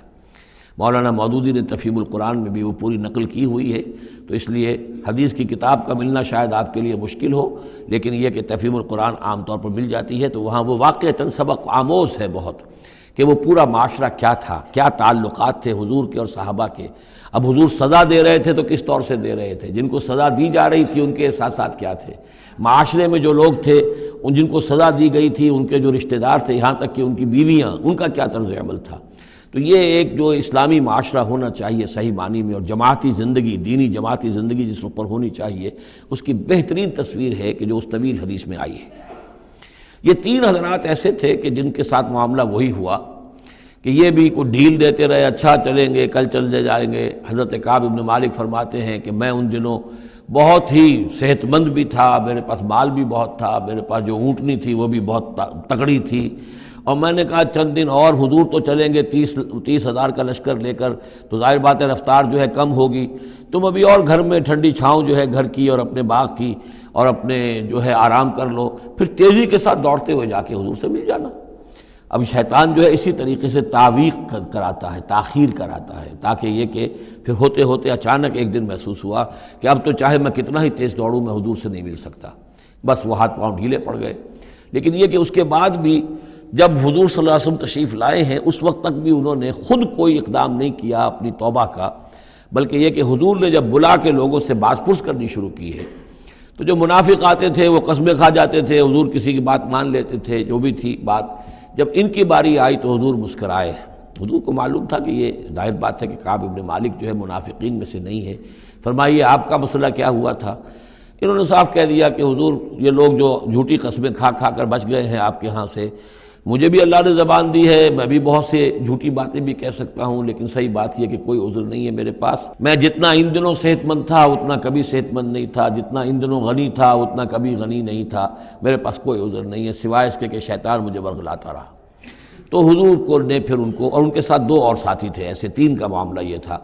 تو انہیں ایک سزا دی گئی، اور سزا مقاطعے کی تھی، سوشل بائیکاٹ، کوئی ان سے بات نہ کرے۔ وہ ان کے اوپر 50 دن جو گزرے ہیں، گھر میں ان کی بیوی ان سے بات کرنے کو تیار نہیں ہے۔ پوچھا گیا کہ میں بیوی یہاں پر میں رکھوں یا نہ رکھوں. بیوی نے آ کر کہا بوڑھے آدمی ہیں, کوئی ان کی خدمت کرنے والا نہیں ہے کہ رہ سکتی ہو, لیکن شاید انہوں نے بعد میں اپنی بیوی کو بھی بھیج دیا تھا, اس لیے کہ کسی کے پاس جاتے تھے کہ اللہ کے بندے تمہیں تو معلوم ہے کہ میں منافق نہیں ہوں, میں مسلم ہوں, اور تم مجھ سے بات نہیں کرتے ہو. تو وہ جواب دیتے تھے مسلمان اللہ و رسولہ عالم, اللہ اور اس کے رسول کو زیادہ بہتر معلوم ہے, اور منہ موڑ کر چلے جاتے تھے. تو یہ وہاں کا معاشرہ جو ہے اس کے اندر جو نظم تھا, ضبط تھا کہ ہمارے نبی نے چونکہ انہیں سزا دی ہے لہذا ان سے کوئی کلام نہیں کرے گا. اسی میں وہ واقعہ بھی پیش آیا, چونکہ 50 دن کا لمبا معاملہ تھا کہ ملک غسان کا جو ہے ان کے پاس ایک آ گیا تیلچی, اور اس کا خط اس نے دیا, اور اس میں یہ لکھا ہوا تھا کہ ہمیں معلوم ہے تمہارے ساتھی تم پر بڑا ظلم کر رہے ہیں, تمہارے صاحب جو ہے یعنی حضور صلی اللہ علیہ وسلم, تم تو بڑے شریف آدمی ہو اور تم بڑے اپنی قوم کے جو ہے وہ بہت سربراوردہ لوگوں میں سے ہو, تم ایسے تو نہیں ہو کہ تمہیں اس طرح ذلیل کیا جائے, تم ہمارے پاس آؤ, ہم تمہیں اپنے یعنی اونچے درجے دیں گے اپنے دربار میں. تو انہوں نے کہا یہ اور مصیبت آئی, اور وہ خط لے کر پھاڑا اور تندور کے اندر پھینک دیا. ورنہ یہ کہ اگر ذرا سی بھی کوئی کمزوری ہوتی تو یہ کہ اس شیطان نے اس کمزوری کو ایکسپلائٹ کرنے کا بھی اتنا بڑا جو ہے داؤ کھیلا تھا. بہرحال ان کا ذکر ہے یہ. وآخرون مرجون لامر اللہ, اور کچھ اور ہیں کہ جن کے معاملے کو مؤخر کر دیا گیا ہے اللہ کے حکم سے. اما یعذبہم, اللہ چاہے گا تو انہیں عذاب دے گا, و اما یتوب علیہم, اور چاہے گا تو ان کو بھی توبہ کی توفیق دے گا یا ان کی توبہ قبول فرما لے گا. واللہ علیم حکیم, اور اللہ علیم اور حکیم ہے. ان کا ذکر جو ہے پھر بعد میں آئے گا, کچھ عرصے کے بعد گویا کہ وہ آیات نازل ہوئیں کہ جن میں ان کی توبہ بھی بعد میں قبول ہو گئی. لیکن 50 دن کا بڑا سخت سوشل بائیکاٹ. والذین اتخذوا مسجدا ضرارا وکفرا وتفریقا بین المؤمنین وارصادا لمن حارب اللہ ورسولہ من قبل, اور وہ لوگ کہ جنہوں نے ایک مسجد بنائی ہے ضرار کے طور پر, ضدم ضدہ, ضرر سے ضرار باب مفعلہ ہے, وکفرا اور کفر کے لیے, وتفریقا بین المؤمنین اور اہل ایمان میں تفریق پیدا کرنے کے لیے, وارصادا لمن حارب اللہ ورسولہ اور ان لوگوں کو گھات فراہم کرنے کے لیے, جائے پناہ دینے کے لیے کہ جو اللہ اور اس کے رسول سے جنگ کر رہے ہوں, من قبل جو کہ اس سے پہلے سے اللہ اور اس کے رسول سے جنگ کر رہے تھے. یہ مسجد ضرار بنائی تھی منافقین نے مدینہ کے اندر, اور مسجد قباء کے قریب کے علاقے ہی میں تھی یہ. اور یہ اصل میں اس کے پیچھے ایک شخص تھا ابو عامر راہب, خزرج کا یہ شخص تھا, اور یہ شخص بھی ویسے بڑا عالم شخص تھا, اور یہ عیسائی ہو گیا تھا اور راہب ہو گیا تھا. جیسے کہ ورقہ ابن نوفل تھے, وہ قرشی تھے, لیکن وہ بھی ان کی طبیعت سلیم تھی, عقل سلیم اور فطرت سلیمہ کی روشنی میں انہوں نے بھی اس وقت پھر بت پرستی چھوڑ کر اور عیسائیت اختیار کر لی تھی. کان یکتب التوراۃ بالعبرانیہ, اور اتنے بڑے عالم تھے کہ تورات عبرانی زبان میں لکھا کرتے تھے. تو اس حوالے سے اسی طرح کی ایک پیرلل شخصیت یہ ہے, ابو عامر خزرج کے تھے یہ. لیکن یہ شخص جو ہے راہب بنا, لیکن اس کو معاملہ برعکس ہوا. ورقہ ابن نوفل نے تو حضور کی تصدیق کی جب حضرت خدیجہ رضی اللہ تعالی عنہ لے کر گئی ہیں حضور کو, ان کا کہ یہ وہی ناموس ہے جو موسیٰ اور عیسیٰ پر آیا تھا, اور اللہ کرے کہ میں اس وقت تک زندہ رہوں جب کہ آپ کی قوم آپ کو یہاں سے نکال دے گی. تو حضور حیران ہوئے, ابا مخرجیہم, کیا یہ لوگ مجھے یہاں سے نکال دیں گے؟ تو ان کا کہ ہاں یہ معاملہ ایسا ہی ہے, جس کے ساتھ بھی ہوا ہے پھر اس کی قوم نے اس کے ساتھ دشمنی کی ہے. تو برعکس رویہ یہ تھا اس کا ابو عامر خزرجی کا کہ یہ جو ہے حضور کا شدید ترین دشمن ہو گیا. بدر کی شکست جب ہو گئی کفار کو, تو پھر یہ مکے ہی میں جا کر آباد ہو گیا, اور وہاں یہ سازش کرتا رہا. اور یہ فوج جو ابو سفیان لے کر آئے احد میں, اس کے پیچھے بھی اس کی سازش کار فرما تھی. اور احد میں ساتھ آیا مشرکین کے, اور وہاں آ کر اس نے مسلمانوں کے جب لشکر آمنے سامنے ہوئے تھے دامن احد میں, تو اس نے باہر نکل کر تقریر کی تھی انصار مدینہ پر جو بھی اثرات اس کے تھے. قدیم کے نیک آدمی تھا, عالم آدمی تھا, زاہد آدمی تھا, راہب تھا. تو اس حوالے سے اس نے چاہا تھا کہ انصار کو برگشتہ کریں محمد رسول اللہ صلی اللہ علیہ وسلم سے کہ وہ علیحدہ ہو جائیں, لیکن اس کی کوئی چال چلی نہیں تھی, کامیاب نہیں ہو پائی تھی. پھر یہ کہ اس کے بعد جب حنین کی بھی جنگ ہو چکی, اور پھر تھک ہار کر جب اسے معلومات جزیرہ نماء عرب میں تو میرے لیے کوئی جگہ نہیں ہے, تو پھر وہ شام چلا گیا تھا. شام میں مقیم رہ کر اس کا سلسلہ جنبانی جاری تھا مدینے کے منافقین کے ساتھ, اور وہاں سے اس نے انہیں حکم دیا کہ ایک مسجد بناؤ, ہو ذرا مدینے سے باہر, تاکہ جو بھی ہمارے سازشی عناصر ہیں وہ وہاں جمع ہو سکیں. یہ آپ کہیں گے مسجد ہے, یہ تو ہم مسجد میں نماز پڑھنے کے لیے جمع ہوتے ہیں, اور چونکہ مدینے سے ذرا باہر ہوگی لہذا اس کی خبریں بھی عام طور پر لوگوں کو نہیں ملیں گی. باہر سے کوئی پیغام مجھے بھیجنا ہوگا میں وہاں پہنچا دوں گا. تو نام اس کا مسجد رکھا گیا، اصل میں وہ فتنے کا ایک مرکز تھا جو تعبیر کیا گیا.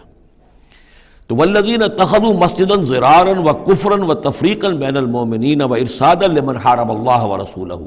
یہ تھے مقاصد اس مسجد کی تعمیر کے. مسجد نما عمارت جو انہوں نے بنائی تھی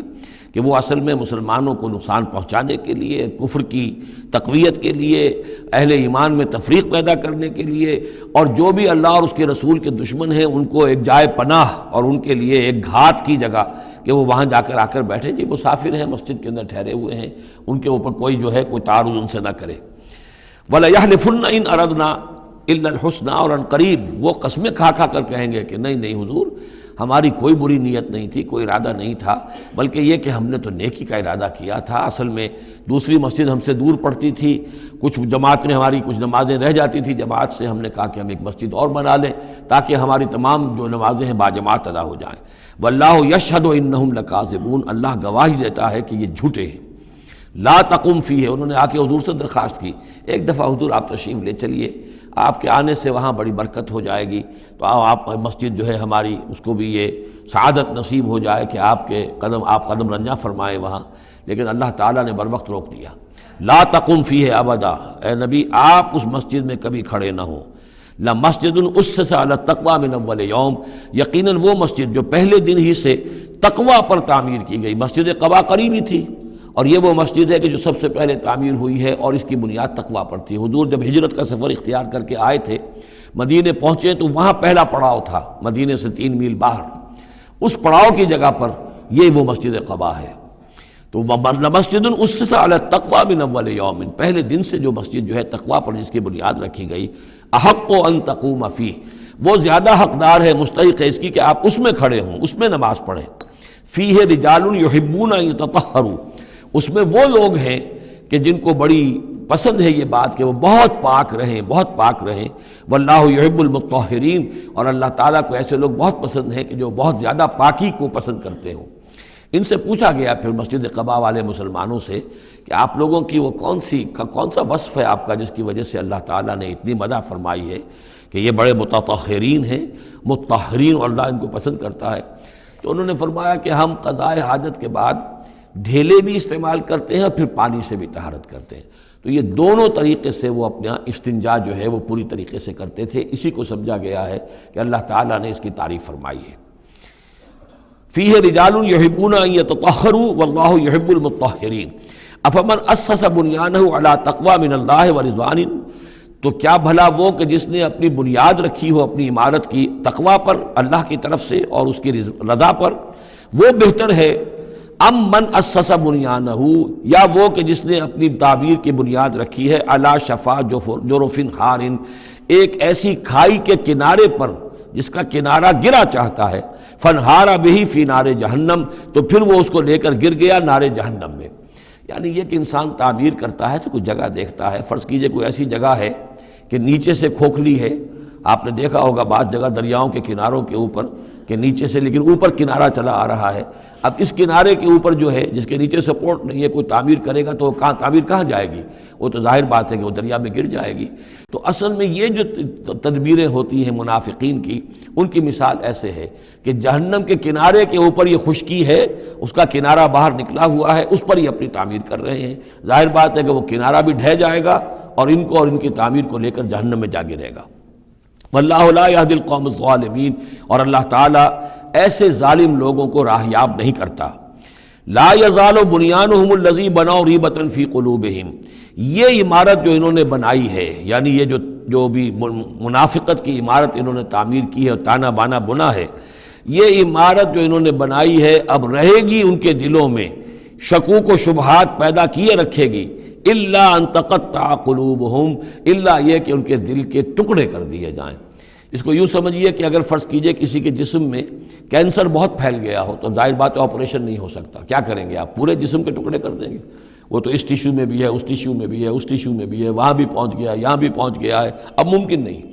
تو اسی طریقے سے ان کے دلوں کے اندر اس کی جڑیں اتنی گہری جا چکی ہے منافقت کی کہ ان کے دلوں سے منافقت کی جڑیں نکل ہی نہیں سکتی الا یہ کہ دل کے ٹکڑے ٹکڑے کر دیے جائیں، دل ریشہ ریشہ کر دیا جائے تو جو آپ جڑیں نکال لیں، ورنہ اس کے بغیر ممکن نہیں ہے۔ یعنی اس درجے راسخ ہو چکے ہیں۔ لا يزال بنيانهم الذي بنوا ريبة في قلوبهم الا ان تقطع قلوبهم والله عليم حكيم، اللہ تعالی علیم اور حکیم ہے۔ ان اللہ اشترى من المؤمنین انفسهم واموالهم بان لهم الجنہ، یہ دو آیات پھر بہت اہم آ گئی ہیں۔ یقیناً اللہ نے خرید لی ہے اہل ایمان سے ان کی جانیں بھی اور ان کے مال بھی، اس قیمت پر کہ ان کے لیے جنت ہے۔ یقاتلون فی سبیل اللہ، یہ ہے بیع و شراء جو ایک صاحب ایمان کی اللہ کے ساتھ ہو جاتی ہے۔ ان اللہ اشترى، صاحب ایمان بیچتا ہے، اللہ خریدتا ہے۔ ان اللہ اشترى من المؤمنین انفسهم واموالهم بان لهم الجنہ یقاتلون فی سبیل اللہ، وہ جنگ کرتے ہیں اللہ کی راہ میں، فیقتلون ویقتلون، تو قتل کرتے بھی ہیں قتل ہوتے بھی ہیں۔ 70 قتل کر دیے انہوں نے قرشی میدان بدر میں، 70 شہید ہو گئے دامن احد میں۔ وعد اللہ علیہ حقا، وعدن علیہ حقا، یہ وعدہ اللہ کے ذمے ہے، ثابت ہے، پختہ ہے، قائم ہے، یعنی جنت انہیں اللہ دے کر رہے گا۔ اس میں اصل میں جو بین السطور کہیے یا جو چیز پس منظر میں ہے وہ یہ ہے کہ ایک سودا ہوتا ہے نقد، آپ نے مال دیا اور قیمت لے لی، بات ختم ہو گئی۔ یہ جو اللہ کے ساتھ سودا ہے یہ ادھار ہے، یہاں سب کچھ لگا دو، خرچ کر دو، جان مال تن من دھن لگا دو، آخرت میں ملے گی جنت۔ جنت یہاں نہیں ہے، جنت وہاں ہے۔ تو چونکہ ادھار کا سودا ہے، اس پر دل میں کچھ نہ کچھ دغدغہ رہتا ہے۔ نو نقد نہ تیرا ادھار والی جو مثال ہے کہ 9 نقد نہ تیرا ادھار کی 13 سے بہتر ہے کہ 9 جو نقد ملتے ہیں وہ لے لیے جائیں۔ تو اس حوالے سے جو ہے انسانی کمزوری بربنائے طبع بشری، اس کے اندر ایک دغدغہ رہتا ہے، اس کو اب کس زور کے ساتھ اس کی نفی کی جا رہی۔ وعدن علیہ حقا، کوئی شک نہ کرو یہ وعدہ ہے اس کے ذمے حق ثابت، فی التوراۃ والانجیل والقرآن، اور اللہ کی طرف سے اس وعدے کی توثیق 3 دفعہ ہو چکی ہے، تورات میں ہوئی، انجیل میں ہوئی، قرآن میں ہوئی۔ ومن اوفی بعہدہ من اللہ، اور اللہ سے بڑھ کر اپنے عہد کا وفا کرنے والا کون ہوگا؟ فاستبشروا ببیعکم الذی بایعتم بہ، پس خوشیاں مناؤ، جشن مناؤ اس بیع پر جو تم نے کی ہے۔ اب یہاں ایک لفظ اور آ گیا، بایعتم بہ، آپس میں جو سودا کیا ہے۔ مبایعت باب مفاعلہ، باع یبیع بیچنا، یہ ثلاثی مجرد ہے، اور یہ جو ہے بیعت بنتی ہے بایع یبایع، آپس میں کوئی سودا کر لینا۔ تو فاستبشروا ببیعکم الذی بایعتم بہ، بس خوشیاں مناؤ اس بیع پر جس کا سودا تم نے اپنے اللہ سے کیا ہے۔ یہیں سے لفظ بیعت نکلا ہے۔ بیعت کیا ہے؟ ایک بندہ اللہ کے حوالے کرتا ہے اپنے آپ کو، لیکن چونکہ اللہ تعالیٰ تو سامنے خود موجود نہیں ہے، اس وقت اللہ کے رسول تھے، تو بیعت ہو رہی ہے اصل میں تو اللہ سے، بیع اللہ سے ہے اور بیعت رسول اللہ سے ہو رہی ہے صلی اللہ علیہ وسلم۔ دست مبارک اللہ کا نہیں ہے بلکہ اللہ کے رسول کا ہے۔ البتہ ایک جگہ ہم جا کر دیکھ لیں گے کہ فرمایا گیا کہ ایک تیسرا ہاتھ اور بھی ہے، انویزیبل ہاتھ، غیر مرئی ہاتھ اللہ کا بھی ہے، ید اللہ فوق ایدیہم، اللہ کا ہاتھ ان کے ہاتھوں کے اوپر ہے۔ تو یہ بیع ہے، یہ سودا ہے، یہ ایمان کا لازمی تقاضا ہے۔ ان اللہ اشتری من المؤمنین انفسهم واموالهم بان لهم الجنہ یقاتلون فی سبیل اللہ فیقتلون ویقتلون وعدا علیہ حقا فی التوراۃ والانجیل والقرآن ومن اوفی بعہدہ من اللہ فاستبشروا ببیعکم الذی بایعتم بہ وذلک هو الفوز العظیم۔ اور یہی ہے بہت بڑی کامیابی۔ اللہ تعالی ہم میں سے ہر ایک کو یہ توفیق دے کہ اللہ کے ساتھ یہ بیع و شراء ہم کریں، اللہ کے ساتھ سودا کریں اور اللہ تعالیٰ کے ہاتھ اپنی جانیں اور مال بیچ دیں۔ اب اس کا جو ظہور ہوگا انسانی شخصیت میں وہ کیا ہے؟ یہ آیت بھی بڑی ہی گمبھیر اور بڑی جامع آیت ہے، بہت جامع آیت ہے۔ اس میں 9 الفاظ آئے ہیں، التائبون العابدون الحامدون السائحون الراکعون الساجدون الآمرون بالمعروف والناہون عن المنکر والحافظون لحدود اللہ وبشر المؤمنین۔ توبہ کرنے والے، اللہ کی پرستش اور بندگی کرنے والے، اللہ کی حمد اور تعریف کرنے والے، دنیاوی آسائشوں سے لا تعلق رہنے والے، سائحون پچھلے زمانے میں ہوتا تھا بنباس لینے والے، چلے جانے والے، شہروں کو چھوڑ کر چلے جاتے تھے لوگ جنگلوں کے اندر، لیکن ہمارے ہاں اسلام میں اب سیاحت نہیں رہی ہے، رہبانیت ختم کر دی گئی ہے۔ البتہ روزے داروں پر اطلاق ہوتا ہے، مہاجرین پر، مجاہدین پر جو اللہ کی راہ میں نکلے ہوتے ہیں وہ بھی گویا کہ ان کے مشابہ ہو جاتے۔ لا رہبانیت فی الاسلام الا الصوم، لا رہبانیت فی الاسلام الا الجہاد فی سبیل اللہ۔ الراکعون رکوع کرنے والے، الساجدون سجدہ کرنے والے، اور پھر تین الفاظ وہ ہیں کہ جو ایک عملی جد و جہد، باقی سارے اوصاف تو اپنے ہیں، ذاتی ہیں، لیکن اس سے جو متعدی ہونا ہے، معاشرے کے ساتھ انہیں جو معاملہ کرنا ہے، جو بھی اب اس دعوت و تحریک کے لیے جو عمل کرنا ہے، الامرون بالمعروف نیکی کا حکم دینے والے، والناہون عن المنکر بدی سے روکنے والے، اور سب سے زیادہ جامع لفظ آیا حافظون لحدود اللہ، اللہ کے حدود کی حفاظت کرنے والے، گویا کہ خدائی فوجدار بن کر کھڑے ہو جانے والے کہ یہ اللہ کے حدود ہیں، ہم پامال نہیں کرنے دیں گے، ہم انہیں توڑنے نہیں دیں گے۔ یہ ہے وہ در حقیقت کے جو منہج انقلاب نبوی کے ضمن میں اس دور میں جو ایک اجتہاد کی ایک ضرورت ہے کہ جو بھی آخری مرحلہ ہوگا جبکہ وہ سارے مراحل طے ہو چکے ہوں تو اس میں نہی عن المنکر بالید، کہ ہم حدود اللہ کو اب نہیں ٹوٹنے دیں گے اور ہم پوری طاقت کے ساتھ حفاظت کریں گے اللہ کی حدود کی، اور جو بھی منکرات ہیں ان کو روکیں گے۔ وَبَشِّرِ الْمُؤْمِنِينَ، اور اے نبی ان اہل ایمان کو آپ بشارت دے دیجئے، اللہم ربنا اجعلنا منہم۔ ما کان للنبی والذین آمنوا ان یستغفروا للمشرکین ولو کانوا اولی قربی، اور یہ نبی کے لیے اور نہ ہی اہل ایمان کے لیے یہ روا ہے کہ وہ استغفار کریں، بخشش چاہیں مشرکین کے لیے، خواہ وہ ان کے قرابت دار ہوں، ولو کانوا اولی قربی من بعد ما تبین لہم، اس کے بعد کہ ان کے لیے یہ بات واضح ہو چکی ہو انہم اصحاب الجحیم، کہ وہ لوگ جہنمی ہیں۔ وما کان استغفار ابراہیم لابیہ الا عن موعدۃ وعدہا ایاہ، اور نہیں تھا استغفار کرنا ابراہیم کا اپنے والد کے حق میں مگر ایک وعدے کی بنیاد پر کہ جو انہوں نے اس سے کیا تھا جب گھر سے نکالا ہے باپ نے، یہ ہم سورہ مریم میں پڑھیں گے، تو اس وقت وعدہ کر کے نکلے تھے ساستغفر لک ربی انہ کان بی حفیہ، وہ وعدہ نبھاتے رہے، اور وہ نبھاتے اس لیے رہے کہ امید تھی کہ جب تک وہ زندہ تھا باپ کہ شاید اللہ تعالیٰ اس کو ہدایت دے دے اور یہ ایمان پر آ جائے، لیکن جب اس کی موت واقع ہو گئی تو انہوں نے استغفار بند کر دیا، اس لیے کہ اب ثابت ہو گیا کہ وہ در حقیقت کفر کے اوپر اڑا رہا، اور موت جب واقع ہو گئی تو اب تو توبہ کا دروازہ بند ہو چکا۔ فلما تبین لہ انہ عدو للہ، اور جب ان پر یہ بات روشن ہو گئی، واضح ہو گئی کہ وہ تو اللہ کا دشمن ہے، تبرأ منہ، تو ان سے تبری کیا، ان سے اعلان بیزاری کر دیا۔ ان ابراہیم لأواہ حلیم، یقیناً ابراہیم تو بہت نرم دل تھے اور بہت ہی حلیم الطبع تھے۔ وما کان اللہ لیضل قوما بعد اذ ھداھم، اور یہ اللہ کی شان نہیں ہے، اللہ کا یہ طریقہ نہیں ہے کہ وہ کسی قوم کو گمراہ کر دے اس کے بعد کہ انہیں ہدایت دی ہو، حتیٰ یبین لہم ما یتقون، جب تک کہ واضح نہ کر دے جس چیز سے بچنا چاہیے،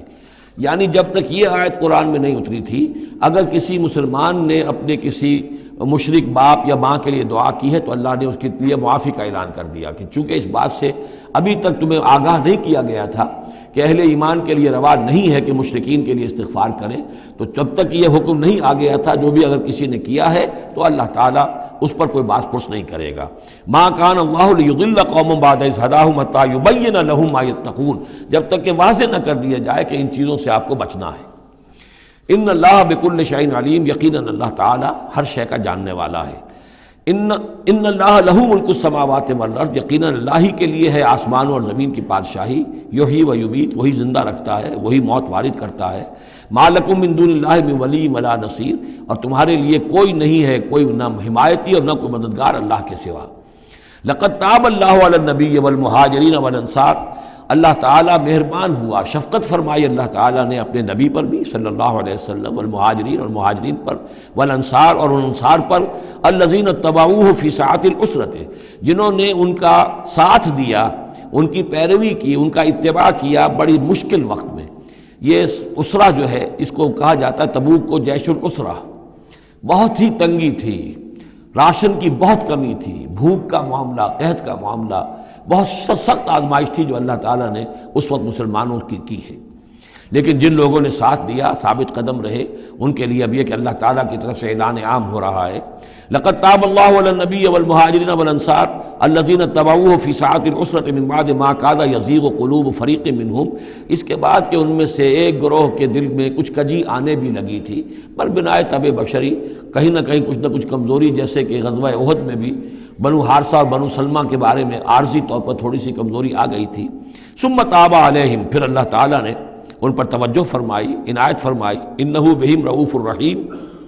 یقیناً وہ ان کے حق میں بہت مہربان ہے، رحم فرمانے والا۔ وعلی الثلاثۃ الذین خلفوا، اور اب یہ اعلان ہو گیا ان تین کے بارے میں بھی جن کا کہ معاملہ مؤخر کر دیا گیا تھا، اور وہ تین کعب ابن مالک اور ان کے ساتھ اور بھی ہلال ابن امیہ اور مرارہ ابن ربیع رضی اللہ تعالیٰ عنہ اجمعین، یہ تین صحابہ تھے انصاری۔ وعلی الثلاثۃ الذین خلفوا، اور ان لوگوں پر بھی وہ جو تین کہ جن کا معاملہ ذرا پیچھے ڈال دیا گیا تھا، مؤخر کر دیا گیا تھا، ان پر بھی اللہ نے توبہ فرمائی، یعنی اللہ نے توبہ قبول فرمائی۔ حتیٰ اذا ضاقت علیہم الارض بما رحبت، یہاں تک کہ جب زمین ان پر اپنی تمام کشادگی کے باوجود تنگ پڑ گئی، وضاقت علیہم انفسہم، اور ان پر اپنی جانیں جو ہے بھاری ہو گئیں، وظنوا ان لا ملجا من اللہ الا الیہ، اور انہیں یقین ہو گیا کہ اللہ تعالیٰ سے بچ کر جا کر کوئی اور پناہ گاہ ہے ہی نہیں سوائے اس کے کہ اسی کی جناب میں آ کر پناہ لی جائے۔ لا ملجا من اللہ الا الیہ، جیسے یہ کہ کوئی بچے کو اگر ماں مارتی ہے تو بچہ پھر لپکتا ہے ماں کی طرف، لپٹتا ہے ماں سے، جائے کہاں؟ ظاہر بات ہے کہ مار رہی ہے ماں، لیکن وہ پھر لپٹ رہا ہے ماں کے ساتھ۔ اسی طرح لا ملجا من اللہ الا الیہ، اللہ تعالیٰ کی طرف سے اگر کوئی سختی بھی آئے، سزا بھی آئے، تو آخر بھاگے جائیں کہاں؟ اللہ ہی کی جناب میں پھر پناہ لینی ہے۔ نہ کہیں جہاں میں کما ملی جو اما ملی، تو کہاں ملی میرے جرم خانہ خراب کو تیرے عفو بندہ نواز میں۔ ثم تاب علیہم لیتوبوا، تو اللہ تعالیٰ نے ان کی توبہ قبول فرمائی تاکہ وہ بھی دوبارہ متوجہ ہو جائیں اور اپنی جو بھی کمزوریاں تھیں ان کو رفع کریں۔ ان اللہ هو التواب الرحیم، یقیناً اللہ تعالیٰ تواب ہے اور رحیم ہے۔ یا ایھا الذین آمنوا اتقوا اللہ وکونوا مع الصادقین، اہل ایمان اللہ کا تقوی اختیار کرو اور دیکھو صادقین کی جماعت کے ساتھ جڑے رہو۔ یہ جڑے رہنا جو ہے یہ ہے در حقیقت کسی جماعتی زندگی کے اندر، جیسا کہ ہم نے اس سے پہلے پڑھا تھا سورہ انعام میں، لَهُ أَصْحَابٌ يَدْعُونَهُ إِلَى الْهُدى ائْتِنَا، اگر کسی کے کچھ ساتھی ہوں، کسی وقت کسی کا پاؤں گر گیا، پھسل گیا، تو کوئی اور ساتھی سہارا دینے والا ہو، ہاتھ پکڑنے والا ہو، کسی کی کسی وقت ہمت جو ہے جواب دے رہی ہے تو دوسرا جو ہے اس کی ہمت بنانے والا ہو، اجتماعی زندگی جو برکتیں ہیں۔ یا ایھا الذین آمنوا اتقوا اللہ وکونوا مع الصادقین، اور سچے لوگوں کی معیت اختیار کرو۔ ما کان لأہل المدینۃ ومن حولہم من الاعراب ان یتخلفوا عن رسول اللہ، یہ بالکل روا نہیں تھا مدینے والوں کے لیے، اور نہ ہی جو ان کے ارد گرد تھے بدو لوگ جو آباد تھے، کہ وہ پیچھے رہ جاتے رسول کو چھوڑ کر۔ رسول جا رہے ہیں، تپتی راہیں مجھ کو پکاریں، دامن پکڑے چھاؤں گھنیری، وہ تپتی راہوں کی طرف رسول تو جا رہے ہیں اور یہ بیٹھے رہے اپنی ٹھنڈی چھاؤں کے اندر۔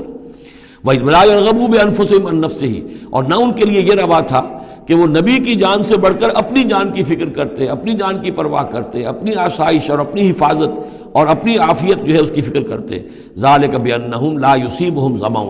یہ اس لیے کہ انہیں نہ تو آتی کوئی بھوک پیاس لگتی، ولا نصب، نہ کوئی ان کے اوپر تکان طاری ہوتی، ولا مخمصۃ، نہ کبھی انہیں فاقے کی تکلیف گوارا کرنا پڑتی فی سبیل اللہ، اللہ کے راہ میں، ولا یطعون موطئا، اور نہ ہی وہ قدم رکھتے کسی جگہ پر یغیظ الکفار، جس سے کہ کفار کو جو ہے کے دلوں میں آگ لگے، ولا ینالون من عدو نیلا، اور نہ وہ لیتے اپنے دشمن سے کچھ بھی، کوئی بازی حاصل کرتے، کچھ پاتے، کچھ اس سے فتح حاصل کرتے، الا کتب لہم بہ عمل صالح، مگر یہ کہ ہر اس فعل کے ساتھ ساتھ ان کے اعمال میں عمل صالح نیکیوں کا اندراج ہوتا رہتا۔ چاہے کبھی بھوک لگتی، کبھی پیاس لگتی، کبھی کوئی اور تکلیف ہوتی، کہیں چلنا پڑتا، اس کی مشقت ہو جاتی، تکان ہو جاتی، کہیں دشمن سے کوئی غزل پہنچا کر اہل ایمان کو لیے کوئی نفع حاصل کر لیا جاتا، جو بھی ہوتا یہ سب کا سب ان کے نامہ اعمال میں نیکیوں کی صورت میں درج ہوتا چلا جاتا۔ ان اللہ لا یضیع اجر المحسنین، یقیناً اللہ تعالیٰ محسنوں کے اجر کو ضائع نہیں کرتا۔ ولا ينفقون نفقة صغیرة ولا کبیرة، اور نہ ہی وہ خرچ کرتے کوئی نفقہ، کوئی انفاق چھوٹا ہو یا بڑا، ولا يقطعون وادیا، اور نہ طے کرتے کوئی وادی، الا کتب لہم، مگر یہ کہ وہ لکھ لی جاتی، ان کے سارے نامہ اعمال کے اندر یہ سارے اعمال درج ہو جاتے۔ لیجزیہم اللہ احسن ما كانوا یعملون، تاکہ اللہ تعالیٰ انہیں بدلہ دیتا بہت ہی عمدہ اس کا کہ جو وہ کرتے رہے ہیں۔ وما كان المؤمنون لينفروا كافة، اور اہل ایمان کے لیے یہ بات تو ممکن نہیں ہے کہ وہ سب کے سب نکل آئیں۔ اب یہ در حقیقت حل بتایا جا رہا ہے، چونکہ یہ بات سامنے آ چکی ہے کہ جو لوگ بدو ہیں، بادیہ نشین ہیں، وہ کفر میں اور نفاق میں زیادہ سخت ہیں، ان کو حضور کی صحبت سے فائدہ نہیں پہنچ رہا، استفادہ نہیں کر پاتے۔ اب کیا کیا جائے، اس کا حل کیا ہو؟ یہ تو ممکن نہیں ہے کہ سارے بادیہ نشین آئیں اور مدینے میں آباد ہو جائیں۔ ما کان المؤمنون لینفروا کافہ، سب کے سب اپنے اپنے علاقوں کو چھوڑیں اور آ جائیں مدینے میں، تو اب کیا شکل ہوگی؟ فلولا نفر من کل فرقۃ طائفۃ منہم طائفۃ، تو کیوں نہ نکلے ہر ایک جماعت میں سے ایک گروہ، ایک حصہ، لیتفقہوا فی الدین، وہ آئیں حضور کی خدمت میں رہیں، تفقہ فی الدین حاصل کریں، دین کا فہم، دین کی سمجھ حاصل کریں۔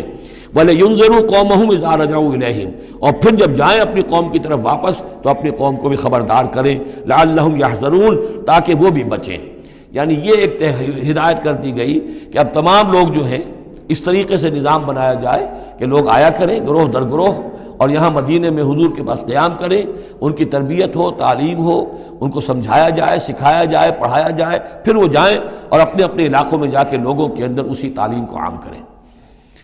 یا ایھا الذین آمنوا قاتلوا الذین یلونکم من الکفار، اہل ایمان جنگ کرو ان کافروں سے جو تمہارے ساتھ ملحق ہیں۔ اصل میں یہ چونکہ اب حضور صلی اللہ علیہ وسلم کی جو دعوت کا بین الاقوامی یا عالمی یا آفاقی دور ہے، اس کا آغاز ہو چکا ہے، اب اس کو بڑھنا ہے،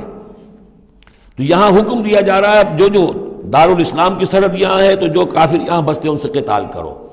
پھر وہ سرحد آگے چلی جائے گی تو اگلوں کے ساتھ قتال کرو۔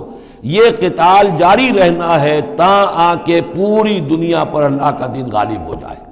جیسے کہ وہ قتال جاری رہا، قاتلوہم حتی لا تکون فتنۃ ویکون الدین کلہ للہ، جیسے جزیرہ نما عرب کی حد تک قتال کے جاری رکھنے کا حکم تھا کہ جب تک جزیرہ نما عرب سے کفر اور شرک کا خاتمہ نہیں ہو جاتا اور اللہ کا دین وہاں غالب نہیں ہو جاتا، یہ جنگ جاری رہے گی۔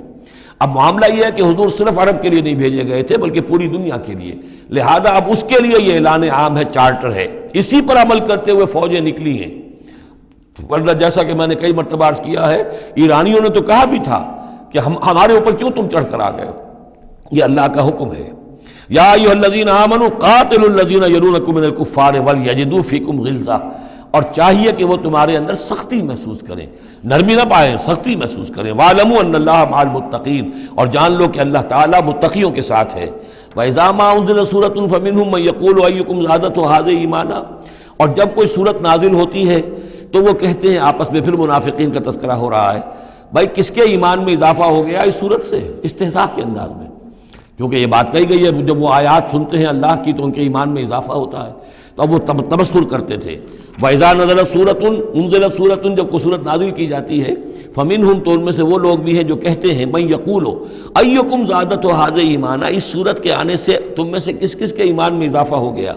فَأَمَّا الَّذِينَ آمَنُوا فَزَادَتْهُمْ ایمانا، تو واقعتاً جو ایمان والے ہیں ان کے ایمان میں یقیناً اضافہ ہوا ہے۔ وَهُمْ يَسْتَبْشِرُونَ، اور وہ خوش ہوتے ہیں، خوشیاں مناتے ہیں، اللہ نے مزید آیات اتاری ہیں، اللہ نے ہمارے ایمان کو اور جلا بخشی ہے۔ وَأَمَّا الَّذِينَ فِي قُلُوبِهِم مَرَضٌ، رہ گئے وہ لوگ کہ جن کے دلوں میں روگ ہے، فَزَادَتْهُمْ رِجْسًا إِلَىٰ رِجْسِهِمْ، تو ان کے جو گندگی پہلے سے ہے ان آیات کے نزول کے بعد بھی ان کی گندگی ہی میں اضافہ ہوتا ہے۔ وَمَاتُوا وَهُمْ كَافِرُونَ، اور وہ مرتے ہیں اسی حال میں کہ وہ کافر ہوتے ہیں۔ اولا يرون انہم یفتنون فی کل عام مرۃ او مرتین، کیا یہ منافق دیکھتے نہیں ہیں کہ ہر سال ان کو آزمایا جا رہا ہے، ایک بار یا دو بار، کوئی نہ کوئی مرحلہ آ جاتا ہے، ہر سال کوئی قتال کا مرحلہ آ گیا، کوئی اور آزمائش آ گئی۔ ثم لا يتوبون ولا هم يذكرون، اس کے باوجود نہ یہ توبہ کرتے ہیں اور نہ ہی نصیحت اخذ کرتے ہیں۔ وَإِذَا مَا أُنزِلَتْ سُورَةٌ نَظَرَ بَعْضُهُمْ إِلَىٰ بَعْضٍ، اور جب کوئی صورت نہیں اترتی ہے جس میں قتال کا ذکر بھی ہو جائے تو پھر وہ ایک دوسرے کو دیکھتے ہیں، نظر بعضهم الى بعض، کنکھیوں سے، آنکھوں میں اشارے کرتے ہیں، هل يراكم من احد، تمہیں کوئی دیکھ تو نہیں رہا؟ ثم انصرفوا، پھر وہ وہاں سے کھسک جاتے ہیں۔ صرف اللہ قلوبہم، اصل میں اللہ تعالیٰ نے ان کے دلوں کو پھیر دیا ہے، بأنہم قوم لا یفقہون، اس لیے کہ ان کے دل تفقہ سے خالی ہیں۔ اب یہ جو دو آیتیں ہیں یہ قرآن مجید کی عظیم ترین آیات میں سے ہیں۔ لقد جاءکم رسول من انفسکم، لوگوں دیکھو آ گیا ہے تمہارے پاس ہمارا رسول صلی اللہ علیہ وسلم، تم ہی میں سے ہے، انسان ہے، بنی نوع بشر میں سے ہے۔ عزیز علیہ ما عنتم، اے مسلمانوں جو تم پر کوئی بات مشکل کی ہوتی ہے وہ ان پر بھی بڑی بھاری گزرتی ہے، حریص علیکم، تمہارے حق میں بہت حریص ہیں، سارے خیر، ساری خوبیاں، ساری بھلائیاں اللہ تمہیں دے دے، بالمومنین رؤوف الرحیم، اور اہل ایمان کے حق میں وہ شفیق بھی ہیں، رحیم ہیں، مہربان ہیں۔ فإن تولوا، پھر بھی اگر وہ منہ پھیر لیں، فقل، تو اے نبی کہہ دیجئے، حسبی اللہ، میرے لیے اللہ کافی ہے، لا الہ الا ہو، اس کے سوا کوئی معبود نہیں، علیہ توکل، تو میں نے اس پر توکل کیا ہے، وہو رب العرش العظیم، اور وہ بہت بڑے عرش کا رب ہے، وہ عرش جو اس کا ہمارے تصور کے اندر آ ہی نہیں سکتا، رب العرش العظیم، بڑے عرش والا مالک ہے۔ بارک اللہ لی ولکم فی القرآن العظیم ونفعنی وإیاکم بالآیات والذکر الحکیم۔